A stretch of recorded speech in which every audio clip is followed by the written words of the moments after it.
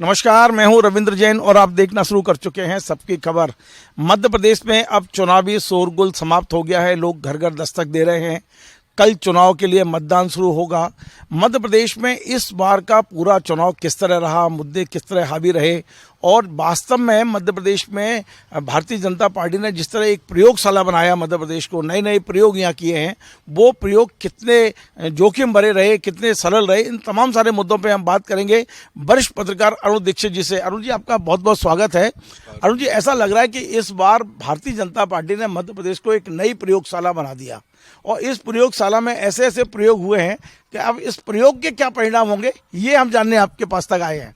देखिए, इसमें कोई शक नहीं है कि मैंने अपनी जिंदगी में पहली बार ऐसा देखा कि किसी भी पार्टी की राष्ट्रीय इकाई, उसका राष्ट्रीय मुखिया और उसका प्रधानमंत्री किसी राज्य में आके जो मुख्यमंत्री 17 साल से वरिष्ठ नेता उसको किनारे करके खुद चुनाव की कमान संभाले, चुनाव को अपने हाथ में ले, अपनी टीम, केंद्र के मंत्री, 3 मंत्री पहले आए थे, फिर उनमें से एक जो है वो प्रत्याशी बन गए। मतलब इस तरह की चीज केंद्र से सांसदों को, केंद्रीय मंत्रियों को, सबको उतारा गया। और उससे बड़ी चीज जो है वो ये है कि खुद प्रधानमंत्री ने जिस तरह एक दिन में 5-5, 6-6 सभाएं की और जिस स्तर पर मुद्दों को ले गए, वो ऐसा पहले कभी नहीं देखा। शायद देश के इतिहास में पहला ऐसा चुनाव है जहां एक दल के नेता ने, जो दिल का मुखिया है, एकमात्र कहने को कोई भी चेहरा हो, लेकिन जो कुछ है वो तो नरेंद्र मोदी हैं। और नरेंद्र मोदी ने जितने प्रयोग हो सकते थे उनके नाम पर, गुजरात मॉडल राजनीति का था, लेकिन पहली बार उन्होंने मध्य प्रदेश मॉडल ऐसा लॉन्च किया है कि जहां केंद्र की, आगे हो सकता है दूसरी पार्टी भी ये करे कि किसी भी राज्य में जाके सब कुछ कंट्रोल कर ले, लेकिन इससे पहले कभी नहीं हुआ था जो इस बार हुआ है। लेकिन क्या आपको लगता है कि इसका फायदा भारतीय जनता पार्टी को मिलेगा चुनाव में? 3 तारीख को जो कुछ ये प्रयोग हुआ है, ये प्रयोग के सकारात्मक या नकारात्मक, क्या लगता है आपको? देखिए, एक चीज तो पक्की है कि जिस तरह, जिन हालात में ये प्रयोग हुआ है, उससे इतना तो लग रहा है कि बहुत आसान नहीं है, बहुत ज्यादा उम्मीद इस प्रयोग से नहीं है। क्यों? क्योंकि आप दूसरे उसमें आए, आपका काम, आपका इलाका, आपकी टेरिटरी जिसको कहें, वैसे तो पूरे देश के प्रधानमंत्री हो, लेकिन एक राज्य में आपने स्थानीय यूनिट, स्थानीय सरकार, सबको एक किनारे किया और अपनी तरफ से उन मुद्दों पर बात शुरू की जिन पर आप पहले करते थे। वो तो आखिर में 2-3 दिन में उन्होंने राज्य के मुद्दे लिए हैं। तो मुझे ये लगता है कि इससे बहुत ज्यादा प्रभावित जनता होने वाली नहीं है, क्योंकि वो मामा से ज्यादा जुड़ी थी। भले ही गुस्सा हो, लेकिन मोदी जी के मन में, या मोदी के मन में मध्य प्रदेश हो सकता है, लेकिन मध्य प्रदेश के मन में मोदी कितने हैं ये तो 3 तारीख को ही पता लगेगा। मुझे ऐसा नहीं लग रहा है कि एकदम उड़ते उड़ते जैसे गुजरात में हो गया था वैसे होगा, ऐसा नहीं है। अरुण जी, ऐसा तो नहीं है 3 तारीख को यदि पक्ष में परिणाम आते हैं तो मोदी और शाह की जीत होगी और यदि विपक्ष में आते हैं तो लाडली बहना हार जाएगी? नहीं, ऐसा नहीं है। ये जीत भी मोदी की होगी और हार भी मोदी की होगी, इस बीच में कोई नहीं आएगा। भले ही आप ठीकरा किसी के सर फोड़े। शिवराज जी का ये कहा जा रहा है कि यह सत्ता विरोधी लहर थी। नहीं, सत्ता विरोधी लहर थी और शिवराज को अकेले लड़ने देते, जैसे और राज्यों में चुनाव जहां जैसे थे वैसे चलते। आपने शिवराज का नाम पीछे कर दिया, उनको आप सामूहिक नेतृत्व की बात ले आए, आपने उनको आगे अलग छोड़ दिया। वो जिस तरह से काम कर रहे थे, उनके मुद्दे आपने, लाडली लक्ष्मी मोदी जी ने आखिरी चरण में उठाया है। पहले जब आए थे तब उन्होंने कोई सभा नहीं की थी, अक्टूबर के बाद बीच में शुरू हो गए थे मेरे ख्याल, दूसरी या तीसरी। देखिए 13 सभाएं उन्होंने की हैं, दूसरी या तीसरी सभा में लाडली आ गई थी उनके मुख पे। 13 से ज्यादा सभाएं हुई, टोटल 13 या 16 सभा, 13 है उनकी सभा। 13 तो ये अभी की हैं, ये 15 दिन की हैं। 13 और ज्यादा है भाई, 4-4 सभाएं की है उन्होंने। नहीं, टोटल 13 सभाएं, 5 दिन आए, 13 सभाएं। 13 सभाएं हुई। और जो आप उससे निकालिए ना, जुलाई से लेकर जो चलते चले आ रहे हैं, वो कहाँ है? वो चुनाव का ही, जब हम तो वो भी मोदी की हम तो आचार संहिता के बाद मानते हैं कि चुनाव आचार संहिता के बाद हुआ। 13 सभाओं में मोदी जी की तीसरी सभा में लाडली उनके मुख पे आ गई। सोचिए, 15 दिन का समय था, 12 दिन का समय टोटल था, 12 दिन में 13 सभाएं, मतलब रोज प्रधानमंत्री यहीं रहे हैं, गृह मंत्री यहीं रहे हैं, भाजपा अध्यक्ष यहीं रहे हैं। और तो और जो सबसे विवादास्पद नेता हैं, कांग्रेस से आए थे हेमंता बिस्वा शर्मा, वो भी आए। योगी जी जो आज मोदी जी के सबसे बड़े प्रतिद्वंदी पार्टी के भीतर माने जा रहे हैं, उनको भी बुलाया गया। और तो और सब सोचिए कि मस्खरे भी बुलाए गए इस चुनाव में बीजेपी की तरफ से। ये बहुत बड़ी बात है। तो इसके बाद भी अगर हार होती है तो फिर वो मोदी की हार ये है। मस्करे कौन है, मैं समझा नहीं। मस्खरे मतलब जो हास्य कलाकार होते हैं, जो आप तो बुंदेलखंड के चंबल के रहने वाले हो, मस्करे मिरासी जिनको कहते हैं, कि वो आके नकल करते हैं, मिमिक्री करते हैं, तो इंदौर में आए और तो और दिमनी में घूमते फिरे, डायलॉग बोलते फिरे, जैसे कि आप पब्लिक जो है वो आदमी को देख के सर्कस के बंदर बन के घूमे। तो इस सब के बाद भी अगर हार है तो फिर ये सिर्फ और सिर्फ मोदी की हार है और किसी की हार नहीं है। अरुण जी, हम यदि मुद्दों की बात करें तो दोनों पार्टियों में से कौन पार्टी मुद्दे उठाने में सफल रही? क्योंकि भारतीय जनता पार्टी ने विकास को पीछे छोड़ के लाडली पे फोकस किया था। उनका शिवराज जी का पूरा जो मिशन था वो आदि आबादी यानी लाडली बहनें, लाडली कन्या बेटियां, ये पूरा फेक फोकस उन पर किया था। जबकि कांग्रेस इस चुनाव में पूरी तरह से बेरोजगारी, महंगाई, भ्रष्टाचार और ये तमाम सारे जो घपले घोटाले हुए हैं उनको फोकस कर रही थी। आपको लगता है कि जनता ने किसकी अपील को ज़्यादा स्वीकार किया है? देखिए, वास्तविकता तो ये है कि जो जनता के मुद्दे हैं उन पर ना कांग्रेस थी ना बीजेपी, तो थी ही नहीं। बीजेपी तो खरीद रही थी। इतने साल से अचानक मार्च में उन्हें लाडली बहना की याद आई। अब मध्य प्रदेश में बहनों की स्थिति क्या है आप मुझसे बेहतर जानते हैं। हर तरह के अत्याचार और अपमान को बहनें सह रही हैं, और हम नहीं कह रहे हैं, केंद्र सरकार का एनसीआर भी कहता है इस चीज को। अचानक मार्च के बाद आपको क्योंकि चुनाव आया तो आपने सारी चीजें, अच्छा हुआ क्या है कि तू 1 रुपया दे रहा है, मैं 2 रुपया दूंगा, ये कांग्रेस बीजेपी के बीच में हुआ।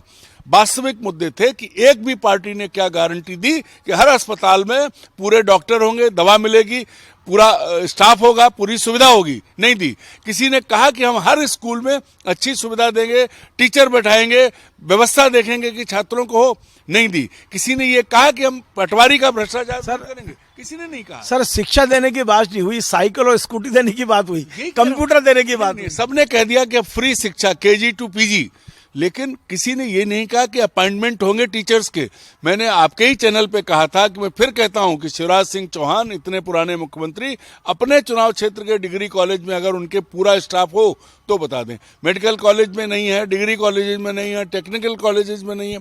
आप फ्री करोगे, पढ़ाने वाले नहीं है, स्कूल में पानी नहीं है पीने को बच्चों को, जो बातें की गई थी कि सैनिटरी पैड लड़कियों को मिलेंगे वो तक नहीं है। बड़े बड़े दावे कर चुके आप। तो ये जो है, जो मुद्दा होना चाहिए, बेसिक होना चाहिए, शिक्षा, स्वास्थ्य और रोजगार, उस पर बहना, लाडली बहना को 1250 से लेके 3000 देने की बात कर रहे हो। आप ये क्यों नहीं कह रहे हो कि उसके लाडले बहनोई को आप इतना रोजगार दोगे कि वो 15,000 महीने कमाएगा, परिवार की देखभाल करेगा? अरुण जी, एक बहुत महत्वपूर्ण प्रश्न है कि भारतीय जनता पार्टी ने कहा था, आपको भी याद होगा, मुझे भी याद है, कि जब 7 सांसदों को मैदान में उतारा और एक राष्ट्रीय महासचिव को, बोले ये हमारा ट्रम्प कार्ड है, इससे चुनाव उठ जाएगा। तो आपको लगता है कि अब चूंकि चुनाव चरम पर पहुंच गया है, चरम पे क्या, अब तो खत्म हो गया है, अब तो केवल मतदान रह गया है, आपको लगता है कि भारतीय जनता पार्टी के ये 7 सांसदों की उम्मीदवारी से एक लग रहा है कि ट्रम्प कार्ड था, इससे चुनाव उठा? दूसरा इसी से जुड़ा हुआ सवाल ये भी है कि ये 7 सांसद शुरुआत में ये प्रचार कर रहे थे कि आप विधायक नहीं मुख्यमंत्री चुन रहे हैं, बाद में पता नहीं क्यों इनको सांप सूंघ गया, ये प्रचार बंद हो गया। अब तो खबरें आ रही हैं कि इनमें से कई फंस भी चुके हैं। तो क्या लगता है कि ये भारतीय जनता पार्टी का ट्रम्प कार्ड कितना सफल, कितना असफल रहा है? देखिए, मैं बड़ा सीधे सीधे शब्दों में कहूं कि जिसको उन्होंने ट्रम्प कार्ड बना के चरम पर उछाला था, वो कल घुटने पर था। आप देखिए, जिन सबसे पहला नाम था जो चुनाव के प्रभारी थे, चुनाव अभियान समिति के, नरेंद्र सिंह तोमर, वो कैसे फंसे हैं सब जगह पूरे देश को पता है, दुनिया को पता है कि भ्रष्टाचार का पहला मामला नरेंद्र मोदी की कैबिनेट का वीडियो के साथ सामने आया। अब वो सच कितना है वो तो जांच के बाद पता लगेगा, लेकिन सामने आया। अब अगर वो इतने ही बड़े ट्रम्प कार्ड थे, इतने बड़े ट्रम्प थे, तो उन्हें एक फिल्मी जोकर को बुला के अपना प्रचार कराने की जरूरत नहीं पड़ती। अब दूसरे जो सबसे बड़े थे वो थे कैलाश विजयवर्गीय। उनके इलाके में नरेंद्र मोदी जी ने खुद जाके इंदौर में रोड शो किया है, लेकिन वहां वो भी दोयम दर्जे के कलाकारों को बुला के प्रचार करवा। कैलाश विजयवर्गीय के गए जरूर, पर उनको अपने साथ नहीं खड़ा किया उन्होंने। अलग बात है, मैं बाद में कह रहा हूं ना कि वो जो मंच पे खड़े होके वो कलाकार जब अपना डायलॉग बोलता है कि हौसला तो ले आओगे, कमीनापन कहां से लाओगे, तो ये साबित हो रहा है कि किसके जैसा कमीनापन बता रहा है, क्योंकि जिसके लिए प्रचार कर रहा है वो बात है। तुलना क्या करोगे? जब मैं ये कहूंगा हौसला तो ले आओगे, कमीनापन कहां से लाओगे, तो मैं अपनी बात करूंगा, मैं जिसके लिए खड़ा हूं। तो ये जो कोशिश की नरेंद्र मोदी ने, ये हमने एक तो हारी हुई सीटें थी, लेकिन उसके बाद ऐसी, अब एक से शुरू करते हैं। तोमर साहब किस हाल में हैं आप हमसे बेहतर जानते हैं, पूरा प्रदेश जानता है। रीति पाठक को चुनौती कौन दे रहा है? केदार शुक्ला दे रहे हैं। सतना से गणेश सिंह के लिए सबसे बड़ी चुनौती रत्नाकर चतुर्वेदी ने खड़ी की, क्योंकि वो बीजेपी से बाहर गए। आ जाइए राकेश सिंह जबलपुर में, सबको पता है कि उनकी खिलाफत कौन कर रहा है, अब बार बार नाम लेने से कोई फायदा नहीं है। उसके बाद आ जाइए राव उदय प्रताप सिंह। राव उदय प्रताप सिंह की स्थिति भी बहुत अच्छी नहीं है, क्योंकि किस आधार पर वो पुराने कांग्रेसी हैं। एकमात्र एक फग्गन सिंह कुलस्ते, उनके भाई हारे थे उसी सीट से, लोकसभा में भी वो पीछे रह गए थे उस सीट पे। तो वहां की भी स्थिति ये नहीं है कि आप, जब 19 की लहर में उन्हें वोट नहीं मिले थे तो 23 में कैसे मिलेंगे, ये जनता जाने। अकेले प्रहलाद सिंह पटेल का ये माना जा रहा है कि उनके भाई की सीट थी, वो थोड़े सहज स्थिति में है, और इसीलिए शायद वो स्टार प्रचारक की हैसियत से छिंदवाड़ा और जगह हवाई जहाज में घूमते भी रहे। लेकिन ये आपको भी पता है कि इन आठों में से केक वॉक वाली सीट किसी की नहीं है, सबको मेहनत करनी पड़ रही है। सबसे खराब स्थिति लगती है जब श्रीमान नरेंद्र सिंह तोमर, चलिए आरोप हटा दीजिए, वो अपने इलाके में एक जोकर को लाते हैं जो फिल्मों में हंसाता है, उसके जरिए वोट मांगते हैं।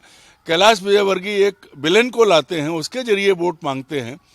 तो ये दो बड़े नेता, ये प्रमाण है कि क्या हो रहा है। और मैं तो ये कहता हूं कि इन सबसे बड़े नेता तो नरेंद्र मोदी हैं, उनका भरोसा नहीं किया इन लोगों ने। क्या नरेंद्र सिंह जी के बेटे की जो वीडियो आई है, उसका कुछ असर आपको दिख रहा है कि मध्य प्रदेश में या इन 4 राज्यों 5 राज्यों में? देखिए, मैं राज्यों की बात तो नहीं कहता, लेकिन पहला दाग नरेंद्र मोदी पर पहला उछला है, पहला मुद्दा उछला है।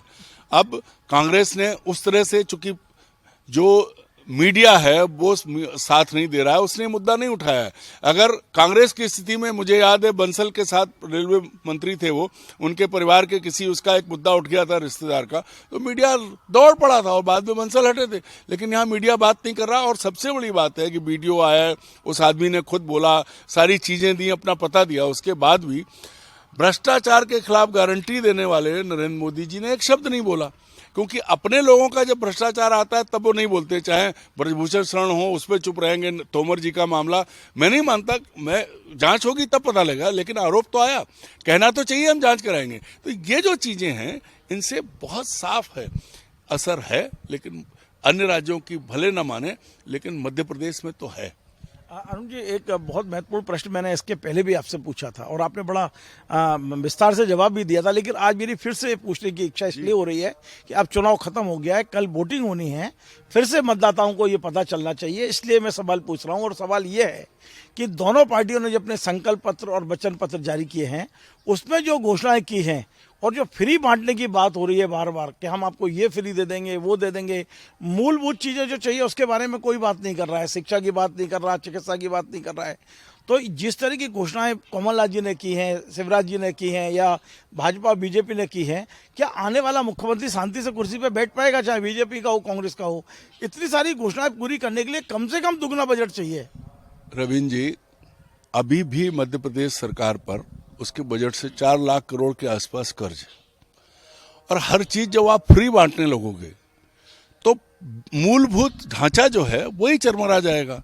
भाई, आप ये पैसे बांटने के बजाय आप ये करते, गारंटी देते, पीजी केजी टू पीजी की बात थी, तो उस सिस्टम को, उस ढांचे को, मध्य प्रदेश में शिक्षा का ढांचा चरमराया हुआ है। मेरा सवाल ये है, आने वाले एक मुख्यमंत्री के लिए, मैं वही कह रहा हूँ कि ढांचा चरमराया हुआ है। जब कोई नया आएगा तो वो पैसा इनको ही पूरा करने में बांटेगा, तो इसका मतलब ये है कि ये बहुत मुश्किल होने वाली है।